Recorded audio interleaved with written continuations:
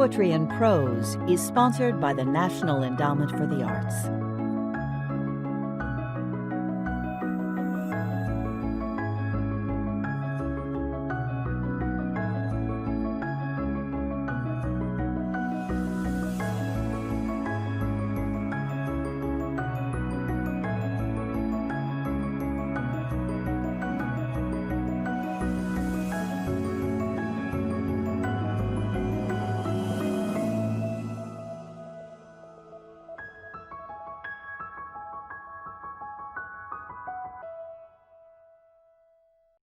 Hello, I'm Crosby Kemper. I'm the director of the Institute of Museum and Library Services of the federal government, former Kansas City Public Library director, and a lifetime reader, which is my main qualification for being here. We're part of the National Book Festival here today, doing a segment on literary lives. Our theme is ingenuity, and that will be an interesting theme to contemplate with these two authors. The two authors, Mark Doty and Jenn Shapland, very engaging writers. I'll fully introduce in 1 second. But first, I want to talk about the problem of the day that we'll ingeniously solve. They have each written a book about another author, very idiosyncratic authors of different eras. And as a way of explaining their own identities, their own exploration, if you will, of the identities of the authors and of themselves. And so the basic question that both authors are talking about is the sexual identity of the authors, and we'll let them talk about their own view of that in a second. They have strong answers about identity in both of these books. Mark Doty has written What is Grass? Walt Whitman in My Life. He's written 10 volumes of poetry, 3 memoirs. He's won the National Book Award, the National Book Critics Award, the Los Angeles Times Book Award, and the T.S. Eliot Prize. He teaches at Rutgers and lives in New York City. Jenn Shapland has just published her first book, My Autobiography of Carson McCullers. She has frequently appeared in magazines and quarterlies and won the Rabkin Prize for art journalism and the Pushcart Prize for her essay, Finders Keepers. She has a PhD from the University of Texas and lives in Santa Fe. I'm excited and honored to be talking to them today about their books. As a starting question for both of you, Mark first and then Jenn, Emily Dickinson, whom you, Mark, rightly compare to Walt Whitman as an inventor of the modern American literature, took one look at Leaves of Grass and immediately closed the book. And Jenn, I ask you about Flannery O'Connor, the other dark angel of Southern writing, who apparently threw her copy of The Clock Without Hands by Carson McCullers into the trash. I ask you both, why? Mark? Well, first of all, I don't know if I believe that story about Emily Dickinson. Dickinson was so brilliant, interesting thinker, that I think she had to find stuff of value in Leaves of Grass. How could she not? However, it's also true that Whitman was writing a poetry that had no audience when he published his first edition. He invented American free verse. His poems were big, ranging, massive things. It was hard to tell where one started and another stopped. It was a very eccentric project, self-published, appearing out of nowhere, reviewed maybe 6 or 7 times, at least 4 of those reviews written by the poet himself. It was just an odd production. It even was a funny-looking book. No writer's name on the outside, on the jacket, the cover of the book. And even on the title page, no name of the author. What was this thing? So people must have had their reservations, but I think she would have noticed some genius in it. I think she would also have been aware that it was a very sexy book in a very direct way, and that might produce some discomfort in the libraries of Amherst. Many people were uncomfortable with the West. Though, of course, Emerson famously wrote him a letter upon receiving the book saying, "I greet you at the beginning of a great career." he never went away completely. I mean, he sometimes seen along with Melville as the lost American great until we discover him in the 20th century, et cetera. But he never really went away. He had his admirers and interlocutors through his life.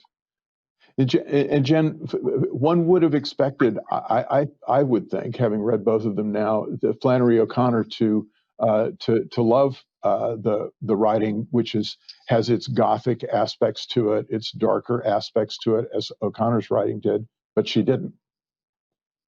Why? Yeah, I mean, I have my own theories about this. Obviously, Carson McCullers and Flannery O'Connor did run across each other and were connected through their time at Yaddo, and were kind of on polar opposites of a scandal that happened at Yaddo, the writer's residency in New York. And at that time, Carson came down defending the director of Yaddo, who Flannery O'Connor was arguing, along with Robert Lowell and a few others, was a communist. And then kind of underneath that, the subtext was also that she was a lesbian, or that she was supporting kind of queer sympathies as well. So Flannery O'Connor's kind of famous throwing clock without hands across the room suggests to me that she was really uncomfortable maybe with the subject matter. Although that book, it's Carson McCullers' last book, and it was published in the 60s. She's dealing with queer multiracial relationships and longings. And she's also dealing with kind of the backlash of white supremacy in the small town South, kind of the burning of different people's homes, the bombing of Black people's homes in quote unquote white neighborhoods. So it didn't receive a lot of good reviews at the time. None of them really specifying that it was the racial content or the sexual content that bothered them. But I suspect reading it now that was really difficult for some readers to wrap their heads around, Flannery O'Connor included. And I'll just also mention that there was recently an article in the New Yorker about O'Connor and her kind of history of racism in her letters and in her life. Yeah. It was a fascinating article, I thought, Paul Elie wrote. So I would like to, if you would, both talk a little bit about something that I think unites Whitman and McCullers at an important moment in their lives. The thing that begins to be cathartic for their creative lives, and that is music. Paul Zweig, whose book you like, Mark, talks a lot about Italian opera suddenly becoming an important thing in Whitman's life at exactly the moment he changes from being a journalist for the Brooklyn Eagle and the Democratic Review, et cetera, and starts to become a poet. And similarly, Jenn, McCullers writes both in her autobiography and in the novels about at a certain age discovering music, and particularly Mozart and Bach, I think are important to her. And later in life, she has encounters with opera as well. Was music liberating for both of them? Was it a deeply important thing for their creative lives? Whitman is a poet who's very much drawn to the ecstatic. He wanted to be able to embody experiences of his which went beyond the boundaries of everyday experience. So opera is a great place to feel the transcendent, to feel the outpouring of passion. And in a way, Whitman sort of preparing the way or anticipating what would become a tradition for gay men, which is using somebody else, a vocalist, to sort of ventriloquize one's feeling. The diva stands on stage and outpours all this passion, which the writer himself could not express so directly with such intense emotion. Whitman loves that. He talks about listening to the baritone. He feels he's being sort of spun around the room in an orbit like a planet. The soprano who pours out her heart. So yes, I think it was an absolutely galvanizing experience, and one that probably ratcheted up his ambitions for his own poems.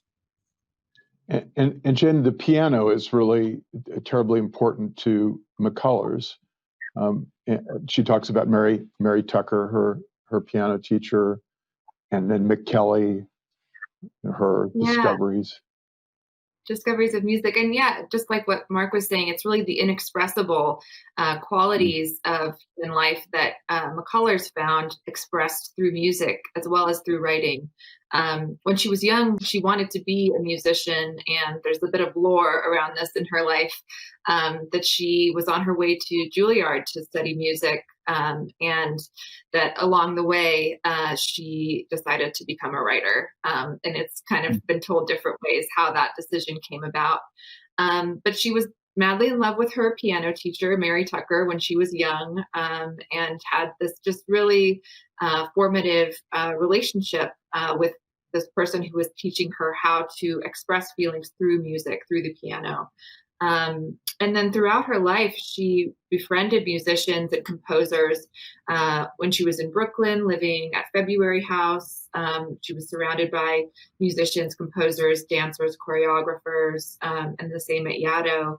So music was just kind of a central part of her life. And I think from an early age, it was a way of seeing how she could connect to a world beyond Columbus, Georgia, beyond the South, beyond the world that she knew. It was a way of connecting with kind of the urban, the cosmopolitan, but also, just a larger world. Music was one of the ways that she met her first husband, Reeves, and also, several of her closest friends when she was young. It was kind of almost her ticket out of the South. So now I'd like to talk to you both about a ticket in, that your entry into the lives of McCullers and Whitman. And Jenn, and I'd like to talk about the physicality of that for a minute. I mean, Jenn, you actually lived in McCullers' house, and I hope I'm not revealing anything here, but that you'd rather have people read about in the book. But you have a relationship with her clothes. Even. That's right. Yeah. Actually, that was one of the first ways into her story. So I found a set of letters that she, that actually a woman had written her, that Annemarie Schwarzenbach had written her, in the archives at the Harry Ransom Center at the University of Texas at Austin, where I was an intern during graduate school for 2 years. I found these letters, got interested in her story, and then in the second year of my internship, I had to choose kind of a project to do, and I had always been really interested in the personal effects collection, so the clothes and objects, the typewriters, the eyeglasses, the kind of everyday household memorabilia that winds up in an archive that doesn't always have much use for scholars. And so I ended up cataloging her clothes, which included some wool coats, some nightgowns, some socks, a hat. And the more I interacted with those objects, the more interested I became in her story, which is how I kind of wound up living in her house in Columbus for a month, her childhood home, which is a residency for writers and musicians, although I wasn't an official resident there. But I lived there for a month and really kind of immersed myself in her surroundings and her belongings. Again, as a way to try to get closer to her, or to try to understand a story that I wasn't finding in the written record about her. And Mark, we're all more distant from Walt Whitman, and it's hard to have the same personal engagement, though you did. The book opens with your visiting his house and describing the neighborhood. But there is, I feel in your book, a very physical relationship, or an attempt at least to have a physical relationship, which becomes almost transcendental at the end of the book with Whitman. He was so interested in moving through the page to have a kind of personal contact with his reader. He's always saying, I stop here waiting for you, or I get weary of this cold ink and type in between us. I want to make contact. Who touches this, he said in one of his books, touches a man. So he's asking for that kind of intimacy with his readers. And it seems to me that when you read a poet who is that bodily, he's always talking about desire, about his own sense of the physicality, his size, how he moves through the world. That physicality speaks to the physicality of the reader. And I think it's one of the things that makes him feel like such an intimate poet. He's drawing us in on this bodily level. And he wants to be, he says, the poet of the body and the poet of the soul. Poets of his time wanted to be poets of the soul more than they wanted to be poets of the body. And so that balancing act is something that really involves readers now, I think, and maybe especially queer readers.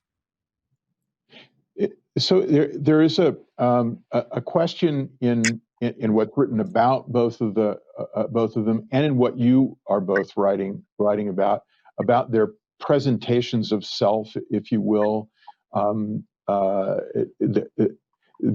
Both of them seem to me to present their lives as, and in their writing, the character of Walt Whitman, the rough, the cosmos, and Mick and Amelia and Frankie Adams in the novels as adventurers, if you will, adventurers of the soul. They're seeking something. And you have both written eloquently in your two books about the sexual nature of that, the revealing or unrevealed quality of that. I wonder if you could talk a little bit about that and maybe make a distinction. One of the things that I think is interesting in the books is that the modulations between sex and eros and love in their lives, and also the word androgyny comes to mind too. And I think, Jenn, you used the word. I'm not sure, Mark, if you do, but I felt an attempt on Whitman's part, and your attempt to see it to be androgynous, maybe a failed attempt, but maybe a more successful attempt with Carson McCullers.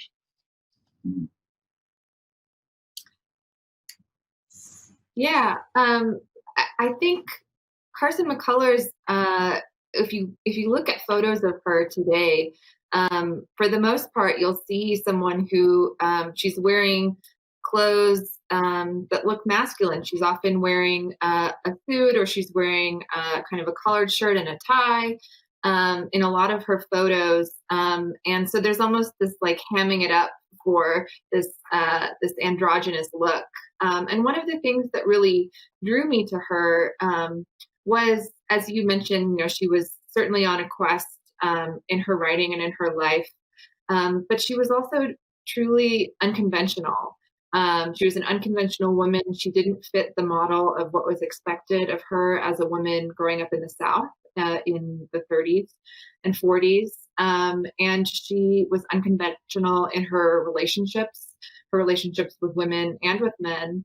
She was unconventional in her writing and on the page, in the characters she chose to explore, especially kind of young female characters, like you mentioned, Nick and Frankie, who are both, these kind of offbeat little girls who are really, seeking independence and seeking to kind of make their own way in the world, in a world that's really conscribed a very specific role for them. And it's interesting to me too, to look out at the landscape of fiction today. I feel like I see so many Micks and so many Frankies walking around in the pages of fiction now, and in films. I think that she's really captured a spirit of freedom and independence with her characters, but she was also kind of living out, which is what inspired me about her, that she was candid, she was frank, she was unabashed about who she loved and who she wanted to be. And even in her politics, she was not shy to be kind of radically progressive, radically anti-racist, and radically open to other people and empathetic. So I think all of those things kind of came together in the way she moved through the world, the way she spoke, the way she wrote, and also in the way she dressed, the way she presented herself. And Mark Whitman is trying to embrace the world. I mean, he's constantly talking about embracing the comrades, men and women, but he seems to be more successful embracing men than embracing women. D.H. Lawrence said that Whitman's women always turn into mothers. The maternal is never very far away of home nursing and bearing children. Walter Whitman Jr., he's from Huntington, Long Island. He had to invent the person who could write the poems. He became Walt Whitman, which is, I think, maybe a familiar pattern for gay or lesbian. We move from wherever our place of origin into cities, into some other community, and we create ourselves. I don't mean that we're false, artificial, but rather that to become the person you are inside sometimes takes a work of artifice, a work of art. So Whitman constructs a self that can speak to it. And a lot of what that self is about is being on the cutting edge of a sort of new sort of sexuality. He no longer has to, he's writing, especially in his first edition, before the words heterosexual or homosexual exist. He thinks of a kind of continuum of desire, a kind of flow of desire can go in different directions.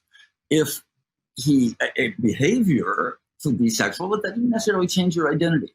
So as those words come into play later in the century, the world looks really different. It's very hard for us to not think about the world as split into gay and straight. But he didn't think that way. And nor did many people of his time, especially in the earlier editions. So there's a kind of freedom in that. And he takes that freedom to a new position. He's part of a generation of people moving from small towns, farms, into cities where they were free to reinvent themselves and not be constricted by an identity given by their family, but rather to see who they could be. I think New York still feels like that. You walk out and think, well, who do I want to be today? Full of possibility. Of course, one thing that both of them have in common is Brooklyn. They both lived in Brooklyn. McCullers writes about Brooklyn and writes about Whitman having lived nearby. Family. One interesting thing to me that I didn't realize until reading your books and reading Leaves of Grass again and reading McCullers for the first time, really, but reading or immersing myself, is how important family was to both of them. And we think of them correctly, as you've both said, they have created a persona. They've each created a persona, very difficult in McCullers' case to do as a Southern woman with what you've just described, Jenn.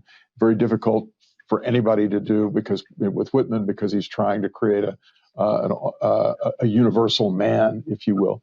And yet, at the core, for both of them, McCullers keeps returning to her family in various ways and brings her mother to live with her. And there's Whitman and his brother, his younger brother, who's developmentally disabled, who, the more I read about it, the more I got Crossing Brooklyn Ferry seems to me to be about his brother, ultimately. Have I misread either one? Oh, go ahead. Please go ahead. No, I'm just saying. I that was something that I got from reading your books and from reading them, and I'm wondering what you think. Well, it's so touching that he, all his life, takes care of the younger brother. He even the brother dies before he left money to have the brother cared for the rest of his life in an institution. The brother died young. And Whitman had the brother installed in the same tomb in Camden, and he prepared for that. So yes, he very much wanted to hold that group together. He had a difficult father, a mother who drank. There were many problems among the brothers and sisters, and I think constructing a family is one of the things you do. Constructing it imaginatively, doing what you can to hold it together, may take the place of a kind of unity that doesn't already exist. In other words, I don't think anybody handed him a family that was supportive, that was whole, but he was trying to make one.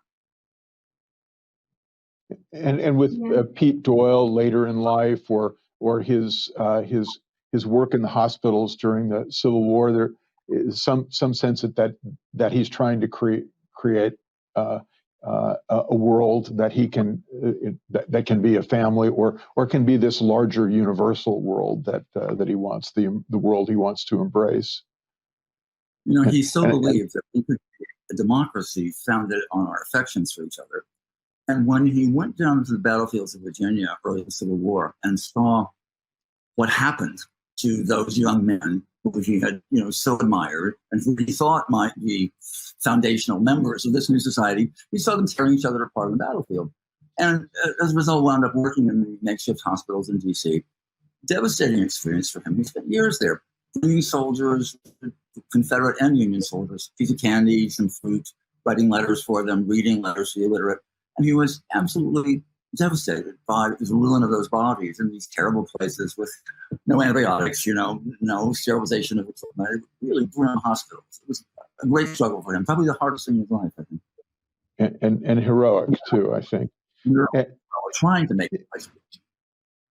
Jenn, one of the things that so interested me about McCullers' life and your engagement with it, you had a similar experience by being at Yaddo, creating a family outside of the family, if you will. She also had this experience, which you mentioned in passing, what's called February House with Auden, and what a menage! Auden, Gypsy Rose Lee, and others, the Bowles, Jane and Paul Bowles, et cetera, a kind of fascinating group.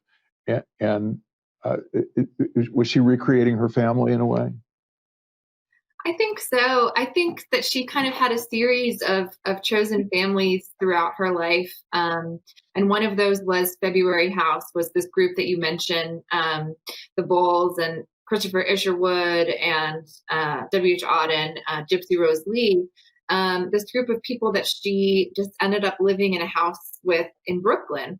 And she kind of really came into her own in that house. She was married at the time, but just decided to live apart from her husband, who she eventually divorced, and found in this community, in this house, just a chance to not only be herself, but to find others who were trying to find their way in the world, in a similar, with a similar sense of unconventionality. She was surrounded, as I said, by artists of all stripes while she was at February House. And then she had the same or a similar experience when she was at Yaddo, and she kind of would find her way to what was dubbed as the queer table, or the table of the sensitives, which she said she never knew that's where she was, but that's just kind of where she landed. Other people who were also, kind of experimenting with different ways of living, different ways of expressing their sexuality and their gender identity. And so she had these chosen families. And then at the same time, as you mentioned, her own birth family was really important to her. Tragedy struck her family when her father committed suicide, and she moved her mother and her sister up to Nyack, and ultimately bought them a house there. She lived with her mother until her mother died, and they were extremely close.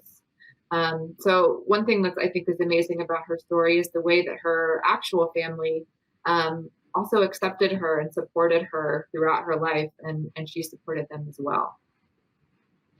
So we're about to run out of time, and I want to ask you both the same question about your relationship with the authors that you've written about. These are both very intimate, brilliantly intimate books, intimate in your exploration of their lives and of your own lives in relationship to them. So the question I want to ask is, at the end of your exploration, at the end of these books, are you thinking of yourselves as a lover, a friend, a camarado, or Jenn, you have a wonderful line about a biographer of being a burglar stealing into someone's house, or do you think of yourselves in that way as a burglar who's stolen into the house, or someone with the ring of Gyges on, you're in the invisible stalker inside the house? What's your relationship today to Carson and to Walt? Whitman said to have great poems, there must be great audiences.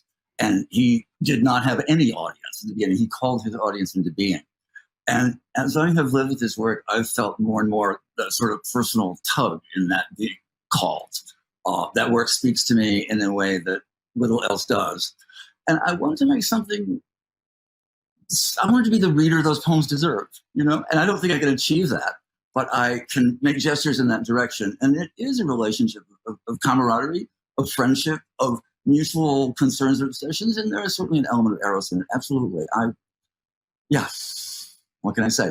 His vitality of all sorts pours out of those poems, and I find myself responding to it. He's an archetype. Thank you. And Jenn? I think that there's an element of every one of those identities, and I kind of address and explore each of those to a certain extent in the book. But I like what you said, Mark. I think the first thought that came to my mind as well was that all I really want is to be a reader of Carson McCullers, and to kind of encourage others to read her work if perhaps they haven't come across it before. And, that seems to me like the most meaningful relationship that I have with her. And I still, have some sense of the burglar, have some sense of the stalker or the voyeur, just in looking so closely at someone else's life. And then now, after the book coming out, being kind of in these situations where I'm suddenly an expert on her life, just because of, the research I've done and the writing I've done, this, being asked to speak for her. I get asked a lot if I ever encountered her ghost, or what I would think Carson how she would feel about the book. And I find these questions really interesting. And my feeling is just that she likes the attention, I assume. She's glad that anyone's talking about her. She always loved gossip, reading literary gossip. So I would hope that Walt and Carson are pleased that there's a conversation about them happening today. Well, I would say, as an admirer of McCullers, a new admirer of McCullers, and as a longtime admirer of Whitman, that you both successfully done that. And so, Jenn, I greet you at the beginning of a great literary career. Mark, I greet you in the middle of a great literary career. And thank you both so much for discussing your books with us today. Thank you. Pleasure.